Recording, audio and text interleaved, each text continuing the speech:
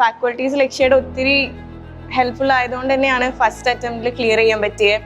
പിന്നെ വീട്ടിൽ നിന്ന് പാരൻസിൻ്റെയും പിന്നെ നമ്മുടെ ഫ്രണ്ട്സും ഒത്തിരി സപ്പോർട്ട് ചെയ്തു. പിന്നെ ലക്ഷ്യയിലെ മെൻറ്റേഴ്സ് നല്ലതായിരുന്നു. പിന്നെ നമ്മുടെ കോർഡിനേറ്റേഴ്സ് എപ്പോഴും നമ്മൾ പഠിക്കാൻ വേണ്ടിയിട്ട് ഒത്തിരി പ്രോത്സാഹിപ്പിച്ചു. ഞാൻ ഇവിടെ CA ഫൗണ്ടേഷൻ ജൂൺ ബാച്ച് ആയിരുന്നു.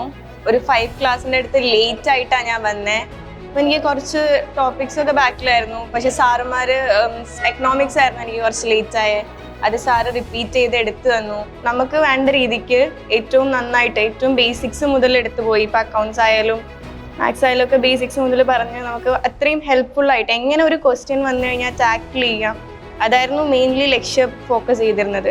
വെറുതെ പഠിച്ചു പോകുക മാത്രമല്ലാതെ ജസ്റ്റ് പുസ്തകം മകപ്പ് ചെയ്യല്ലാതെ ഓരോ കാര്യങ്ങളും മനസ്സിലാക്കി അതെന്തുകൊണ്ട് അങ്ങനെ വരുന്നു എന്ന് കൂടെ കാണിച്ചു തന്നിട്ടാണ് ലക്ഷ്യം പഠിപ്പിച്ചിരുന്നത്. ലക്ഷ്യയിലെ എല്ലാ ഫാക്കൾട്ടീസും അത്യാവശ്യമല്ല മോർ ദാൻ ഗുഡാണ്. നമ്മൾ ഒത്തിരി ഹെൽപ്പ് ചെയ്തു.